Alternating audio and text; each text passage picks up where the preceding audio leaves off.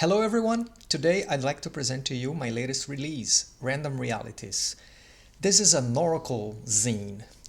If you click this video, you're probably familiar with solo RPGs, but in case you're not, an Oracle is a tool that you use in your solo games or GMless games to answer questions that you usually would ask a game master or a dungeon master, and to help you detail locations, places, people, treasure, events, scenes, and so on.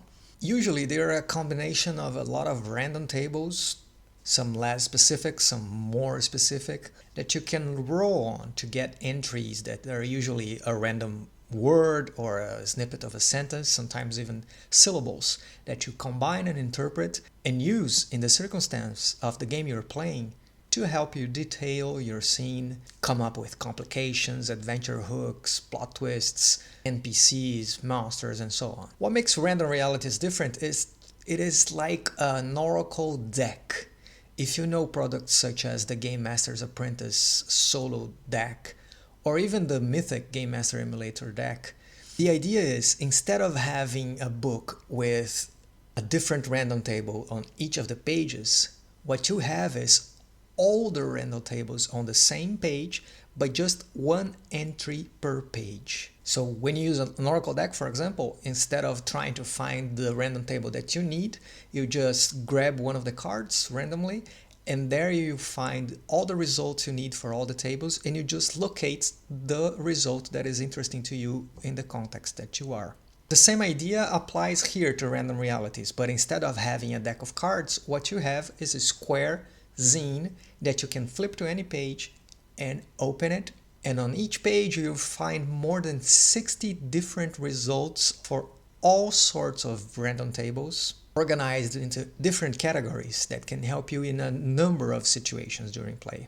This one is an example page of Random Realities. Of course, you can't read all the single entries right now. I'll zoom in later, but that's the general idea. We have 10 categories, and inside them a bunch of individual results. So the categories are general, that gives you the simple yes or no answers, or can answer complex questions as well. So simple questions are like, is it raining? Does she recognize me? And complex questions are, what does the castle look like? What's inside the chest? What's the nature of the relationship between these two people? You also have an intensity oracle that can determine quantity, quality, or presence of something. You can answer questions like, how many guards are in front of the castle? Or how well built is this artifact that I'm holding? And things like that. In the world category, you can create your own setting, create lands and realms. Under quest, you create your mission with your opposition, rewards, plot twists, and even story beats and plot points that you can follow your story with. Location is used for crafting settlements, places, cities, towns, and etc., including trouble, rumors, possible factions that can not only bring this place alive, but offer you hooks for your story. Exploration, which is great for hex crawling, wilderness exploration in general. It offers details of terrain, weather, and different types of encounters. Creation is useful for crafting, for finding artifacts, treasure, and defining what they do, even with magical properties. The scene category is good to zoom in the action. It gives you ideas for challenges to overcome, for details in the scene, senses, different perspectives on how you can describe and enrich your narration, even ideas on what to do when you have partial successes or critical failures for more complications and advantages. The people category can be helpful for you to refine your own character or to develop NPCs, including their reaction towards you, motivations, secrets, and so on. Creature is the category to define monsters and beasts. And finally, fate has a likelihood generator when you don't know the odds of something, an idea or an outcome, and dice results, a d4, 2d6, and a d12. Okay, how do you use this? Well, Random Realities is supposed to be used with your game of choice. You can pick any game, it doesn't need to be a solo game, and use Random Realities to play it without a game master, be it solo or in a group. If you have a physical copy, you can start playing your game, and when you need to answer a question or detail something, you simply flip to a page and grab a random answer into the category that fits the context you're in. If you prefer, you can roll 2d6 and combine the results on a d66 result from 11 to 66 and find the correspondent page that matches the result. If you see on the bottom right corner here, we have the dice results, and in the middle we have 2d6s. Those results are in order on the zine, so if you can flip through the pages and find the result that you prefer. Now, if you're using the PDF, you have a bunch of very interesting options, and I'm going to show you how you can use them right now. As you can see, I have my PDF open here, and you can use it in combination with dice. So you could roll 2d6s and just flip to the page, or you can go ahead and visit here all the results of a d66 that you can click and go straight to the page. So for example, let's say I rolled a 3 and a 5. I go here on 3 and 5, click, and boom, I go to the 3-5 page, as you can see. If you don't want to use physical dice, there is a button here that says roll d66. When you click it, it will go to a random page. Check it out. Boom. 2-2 in this case.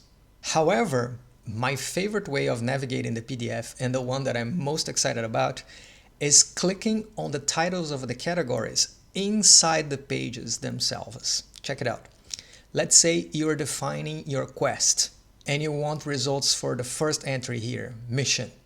What you can do, you can simply click on quest, boom, it will bring you to a random page, and you grab one of the words, capture, and then you click again, power. So with a single click, it takes you to a random page inside that category.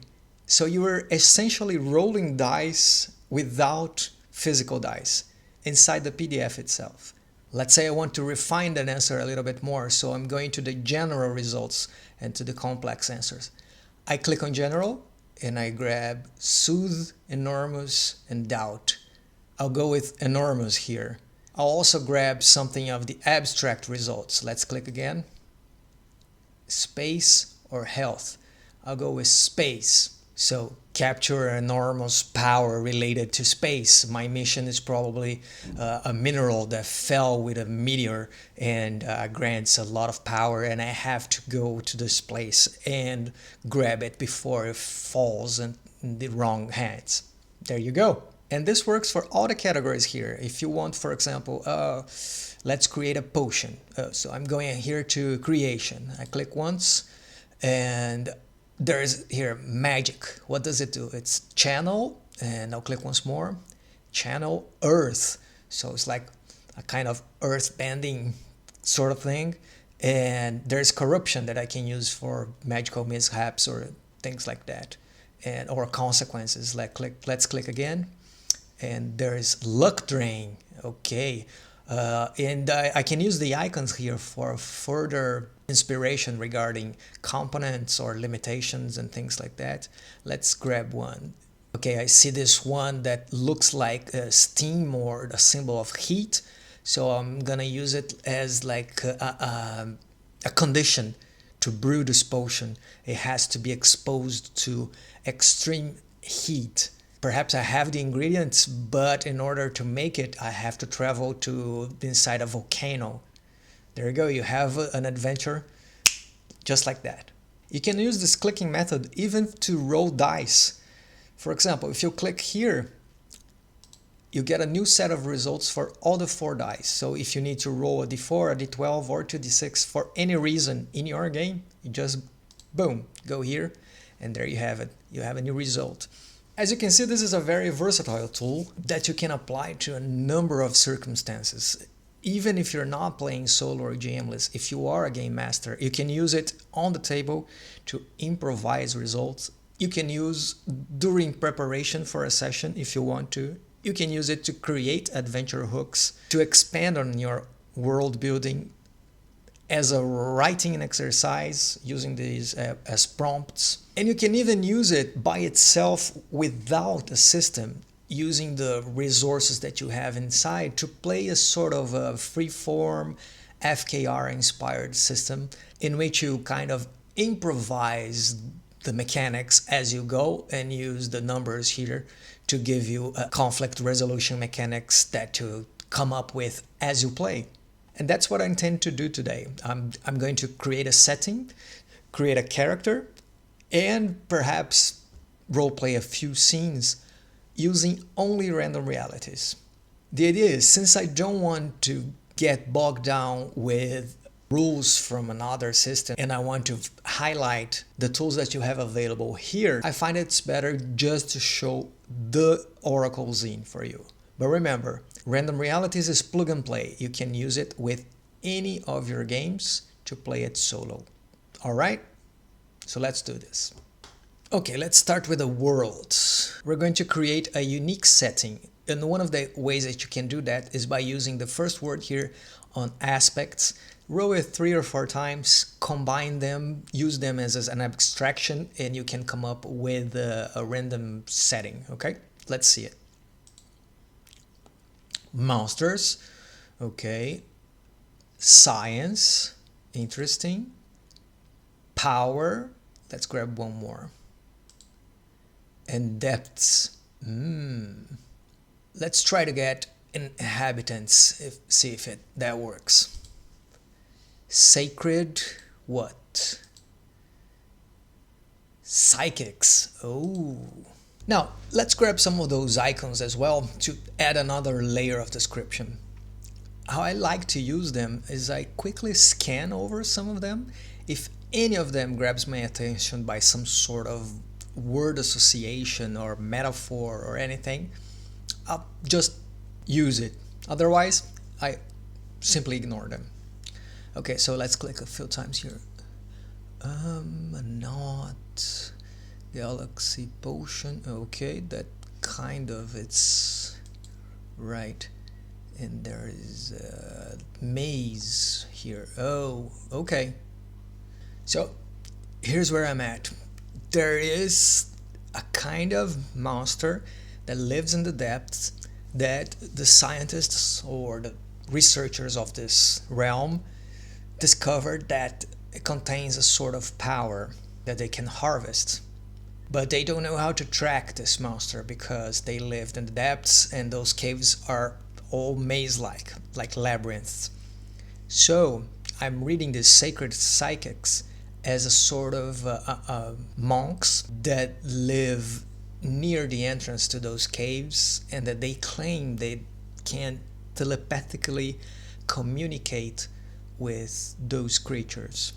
Now at this point you could stop here and start playing already and leave all those blanks to be filled while you play, like what's the origin of the monster, the size, the appearance, the number, anything like that.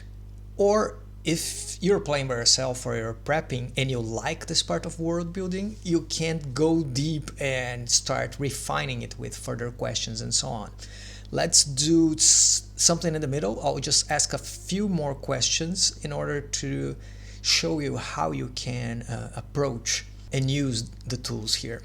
For example, let's create this monster. We're going to use the creature results here. If I click once, let's get a name. Vex, Vexador. I'm not feeling it. Vexoth. Vexoth is cool. Okay. Right, now let's define its form, like shape, build, and everything. It's lanky and draconic. Ooh, I love it. So perhaps it's one of those versions of dragons that we see in some myths. They're more slender, like a snake. And if it lives in the depths, perhaps it has some features of centipedes or something like that. Pretty cool, huh? And what is the power? We can have the power here. Let's see. Shape-shifting. Oh, that's interesting. Perhaps the scientists think that they can extract some essence and use it as a stealth potion of some sort. Let's see a feature.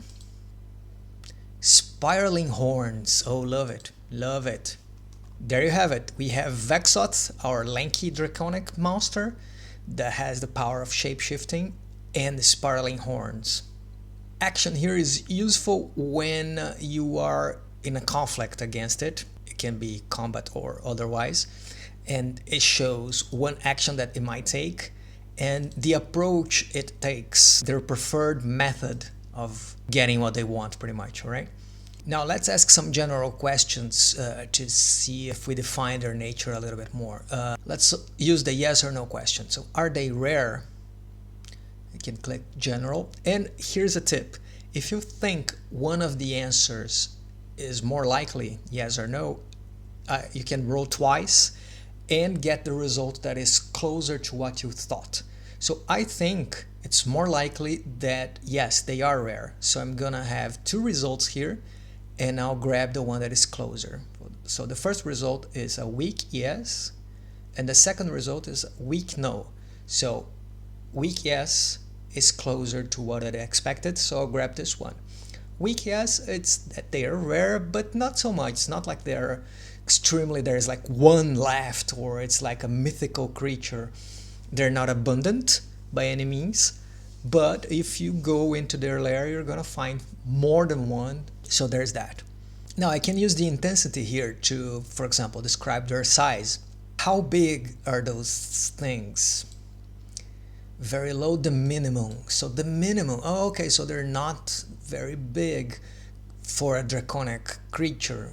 And I see a gargoyle right next to it, so I'm going to assume that those creatures are like little larger than human size, but not gargantuan by any means. And you can keep going. I mean, I have a lot of fun with world building and stuff like that. So even as an exercise, a creative exercise, you could keep going and rolling on different tables to get its history, its origin, its condition, and its color, and really anything with the tools available. But for the sake of our example, I'll just stop here and let's take a look at our character now. I'm gonna use the people entries here to envision what kind of character we could play. In your case, you can do that, or you can create your character with your system of choice, okay? Or simply come up with an idea. I could say simply, oh, I am one of the monks, or I am one of the scientists. But I'm gonna roll. So there is roll here. Let's see what kind of character I am. A dishonored? Does that work? Let's see. Dishonored what? Dishonored artificer. I think I can work with that. Let's get a descriptor. They are resilient. I like it. And drive. Drive is divided in two words. You see that every time you have an entry separated by this M dash, I recommend you get one result from one page and another one from another, so that you can have a larger variety of combinations. However, if you flip to a page and if these two entries together side by side make sense to you as they are, you can use both. So let's see. Drive is two words because one is their goal, so what they want, and the second is their motivation, why they want that. So my artificer wants renown. Okay, makes sense. Why? Because of ambition. All right, all right. Does he have a secret? A broken vow. Okay, okay, it's coming together. So what I'm envisioning here is like I was an artificer that worked together with those scientists in this field of research, but I decided to take my own route and I went and tried to find those creatures by myself because I had some kind of an ambition. I wanted to be the first one to do this, and as soon as the group discovered, I was let go of this research, and I left and kind of abandoned the mission for a while. I was strictly forbidden to enter the caves again, the depths. However, they're trying to restart this project, and although I didn't follow the rules, I am the person that they know that knows more about those creatures, about the Vexoths, and they had to call me back. Pretty cool, huh? Let's get a name. Names here for people have 3 syllables. You can use any number of them in any order, not only on the way they're presented here. And they're more like fantastic sounding. They're not specific of a real world language. Let's see. I'll get Kel is cool. Kelil, Calyx, no. Kellet's cool. Kellet, got it.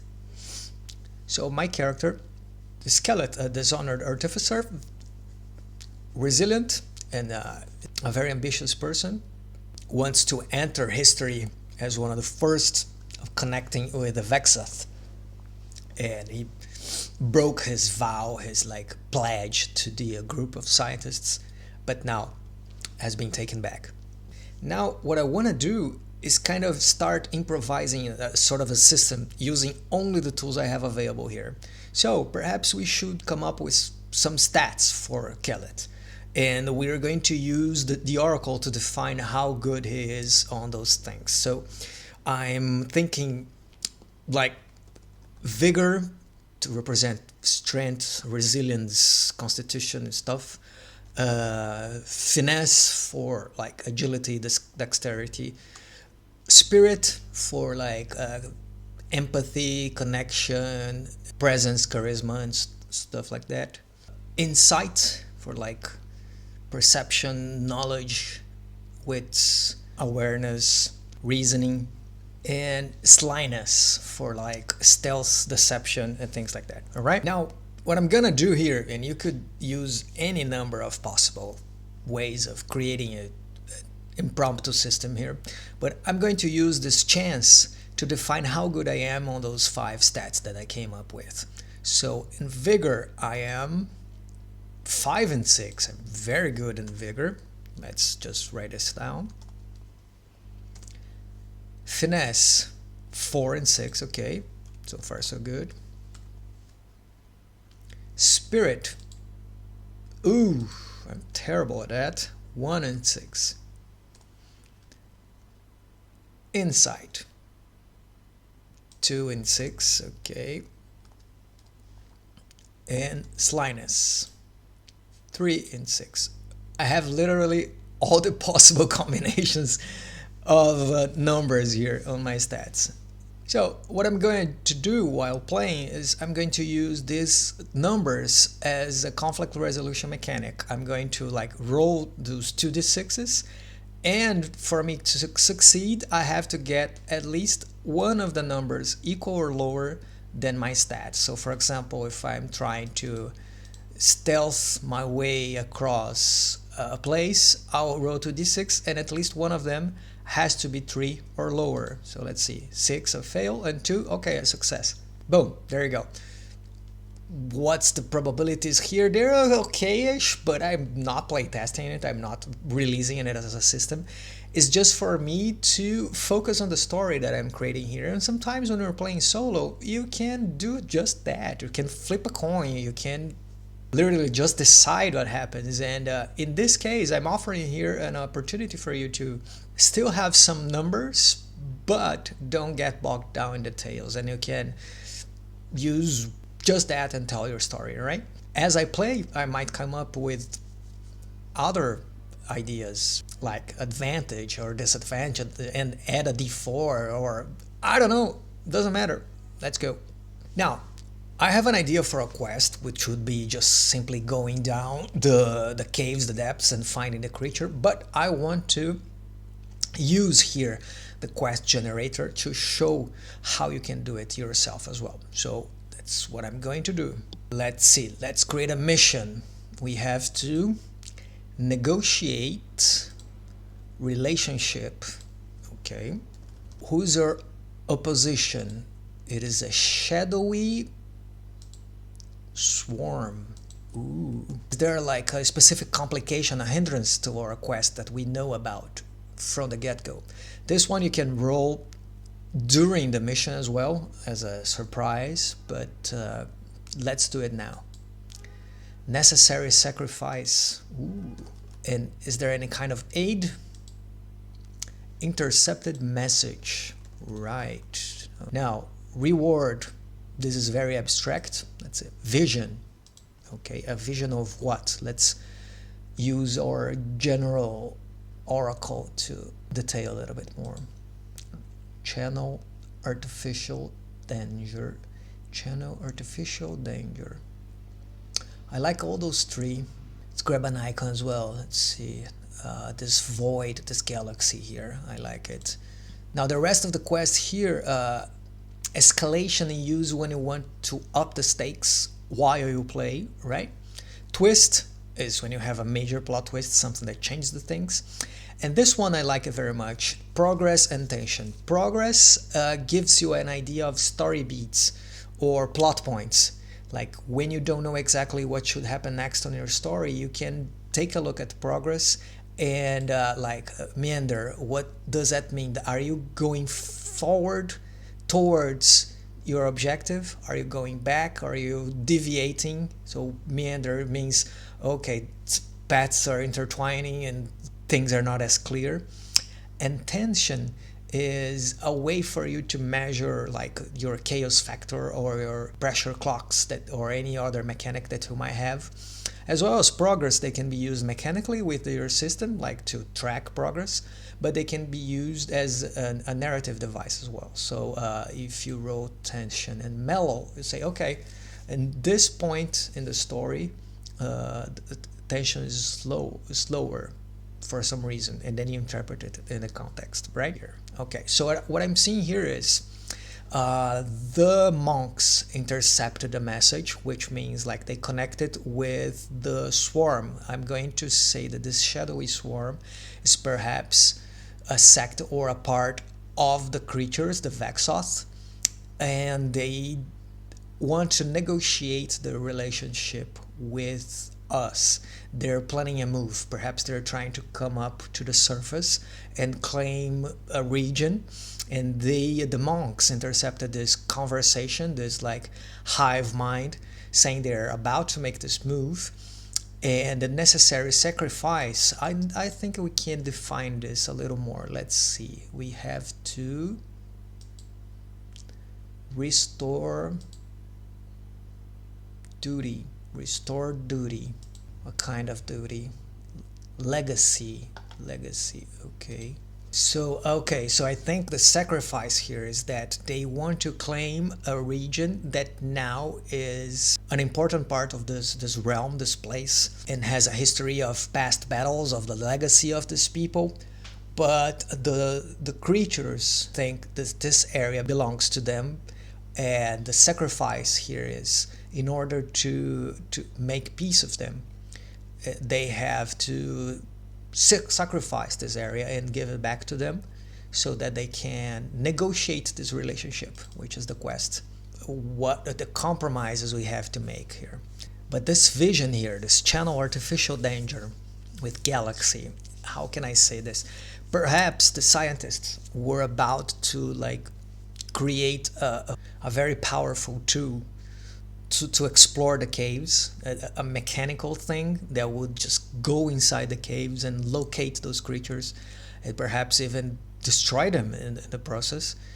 And the danger in the galaxy here is that the monks in an audience with the scientists said that if they went that route, it would have very impactful consequences, a very dangerous consequence overall. So galaxy here I'm interpreting as like worldwide consequences in the balance of things, right?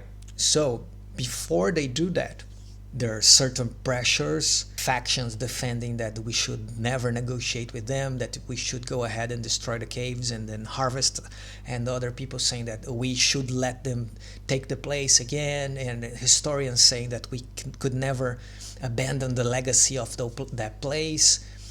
So a team was formed to try and find a middle ground. So we're going to have to go there and explore the caves and try to find one of them and perhaps communicate with them.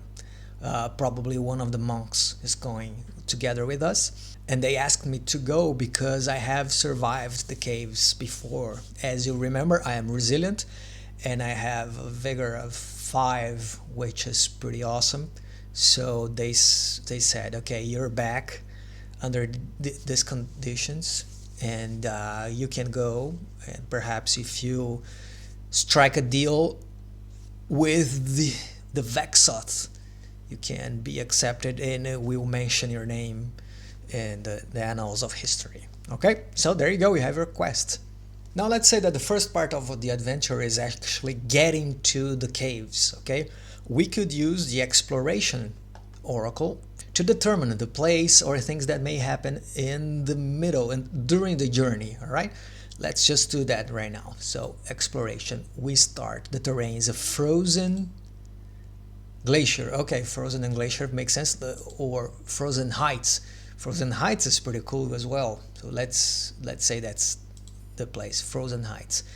Ornament gives you a feature that you can use just to color the place you're in, or you can even interact with it if it makes sense for you. So let's roll.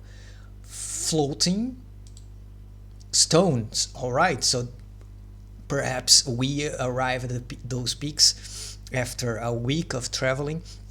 It's the mountain peak, and we start to see that some rocks are starting to float, and I do probably remember that there's a fact, perhaps this power, that when the creatures are very active or very in defensive mode, there are influence in the magnetic fields and the gravity around, so we know we're getting closer. Okay, so we don't have to interact, but this gives some color to the place. Now, event is actually something that requires your action. It can be a hazard or an encounter. Let's just, for the sake of it, roll it and see what we get. Exposed quicksand. So we could interpret this quicksand, since we are in a mountain. It's probably not a quicksand, it's probably snow or an avalanche. So we are climbing, and there is a part of the surface there it is more fragile, so we kind of interpret exposed as fragile and quicksand as avalanche. And now we have to deal with a small hazard here, right? So you have your first challenge, perhaps. The important thing here to notice is you don't need to use the words as they are after you roll them. Sometimes solo players get stuck because of that. Oh, how do I make sense of this word in this context? You don't have to. As long as they inspire you to think of something, you can make all sorts of crazy word associations and not even use the words there. If they gave you an idea, their job is done, and go ahead, enjoy your role play, and don't think that you're cheating or anything like that. Okay, now it would be a good time. For example, there is a small avalanche and I have to get out of the way, and I could use like my impromptu system here, and I say, oh, I have finesse 4 and I have to move quickly out of this way, so I'm going to roll 2d6 and I have to get 4 or less in at least one of them. Oh, 3 and 1, so 2 successes, let's say. So it's a success and an advantage. All right, so an advantage. What did I have as an advantage? See here on scene, there is an entry for advantage. Let's roll and see what we get. We save time, ally, resource, reputation, momentum, or memory. Save an ally. It makes sense here in this situation. Not only we were able to escape from the avalanche, but we saw that the monk was getting caught, and in the last moment we grabbed him by the arm and brought him closer to us. There you go. Another way that you can create challenges if you're not during journey or wilderness exploration is that you can use challenge entry here in scenes. So there is a difficulty like an extreme, which is very hard, an extreme threat, and then you can further define this threat using any combinations of oracles here. So we could use like the general one, abstract, movement, force. So perhaps there is a oh, see that? Oh, there is a creature, a big creature here. There is a like a mountain colossus, and you can see that actually that avalanche that we thought it was a natural cause, it was actually created by this mountain colossus that wakes up, and then we have to deal with it. And at extreme, of course it is, right? As you do things, you can use this reaction here.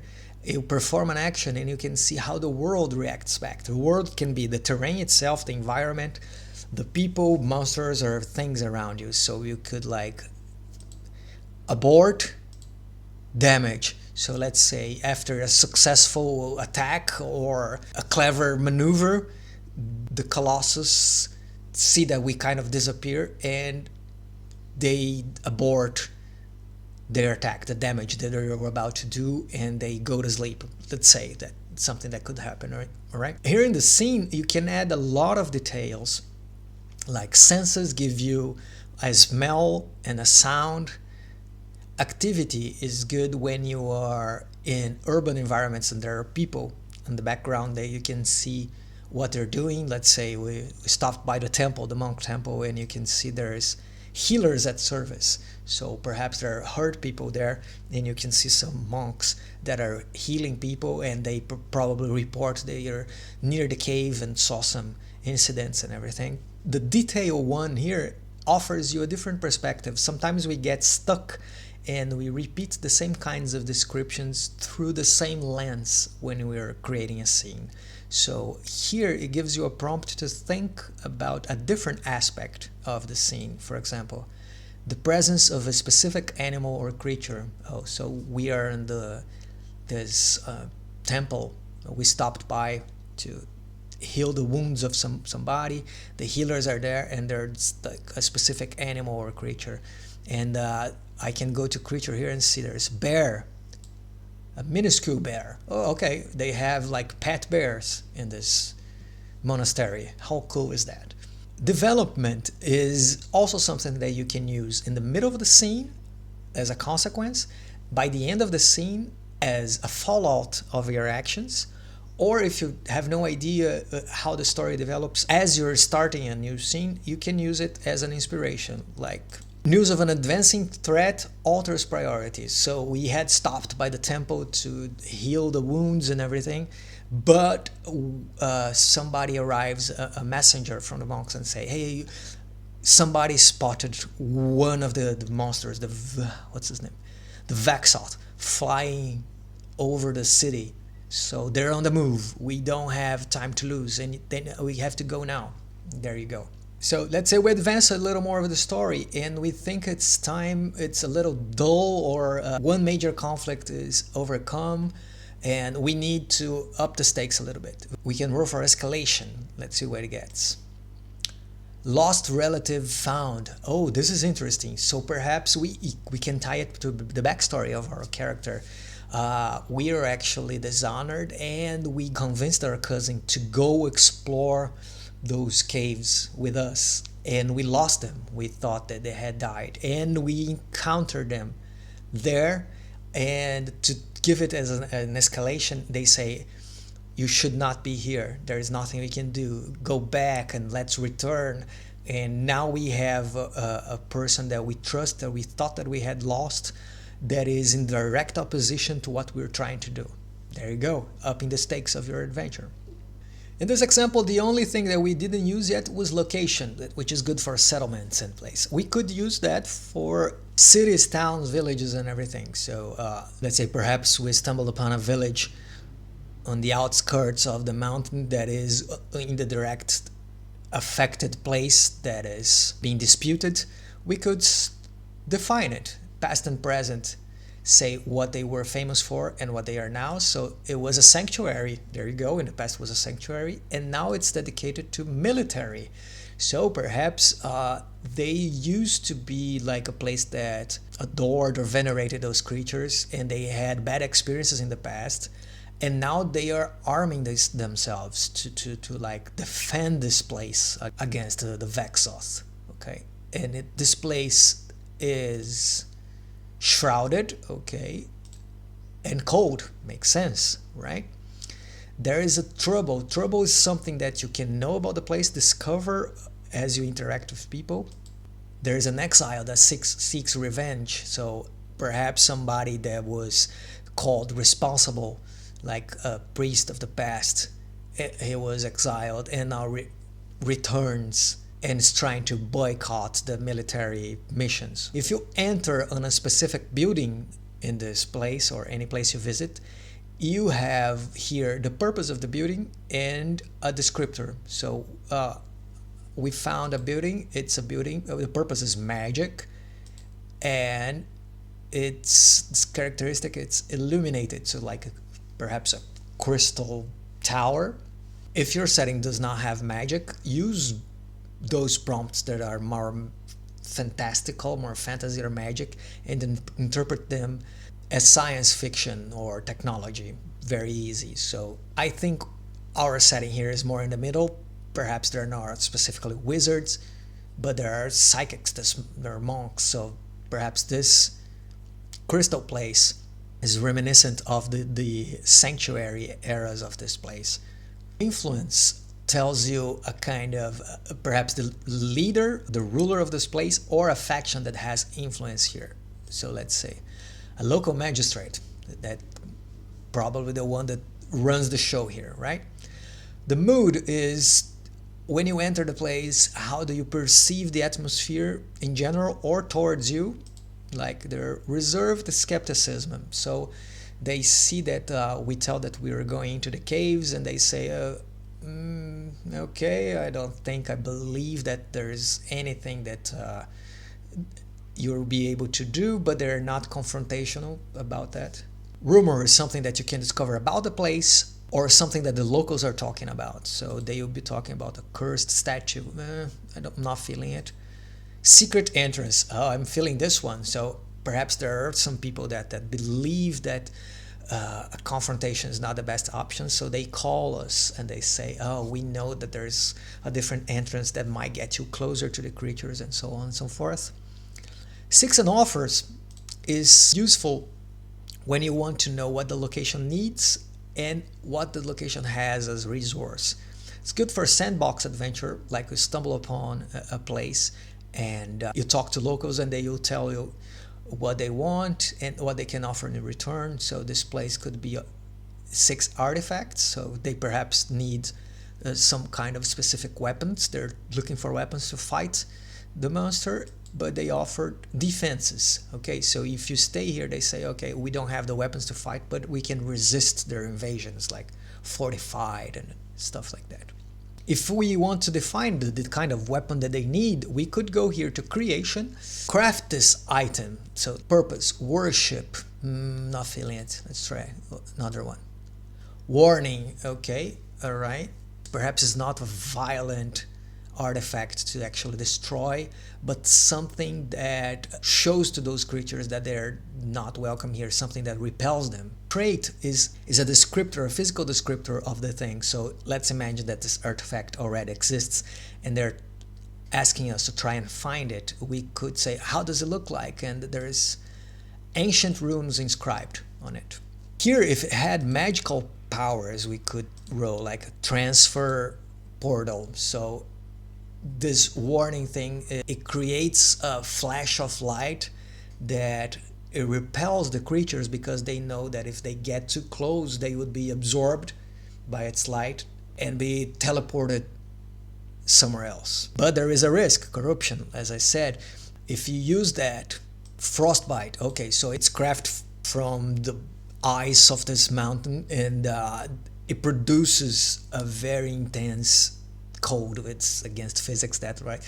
It absorbs heat, but magic.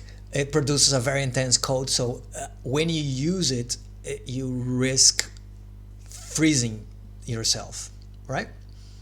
And those icons can help you create like components and things that you need and stuff like that. Here, for example, I roll this egg, which could be a very interesting adventure hook. The weapon against the Vexos is made with their own egg. You have to capture an egg to craft this kind of, with the ice from the mountain. And so we're going more to the magical side, more fantasy side here, but that would be a very cool adventure in and of itself, just to grab an egg and try to craft this artifact, right? So there you have it. I think I was able to show you the very different ways that you can use random realities. Again, You can combine with any game that you play. You can play it by itself. You can use it as GM prep. You can use for solo or GM-less games. And it is now available on my H page. It was successfully crowdfunded recently, and you can get it right now following the link in the description. Or if you become a patron, you can get this game and all my releases for free. The link is also in the description. Thank you very much, and I see you next time.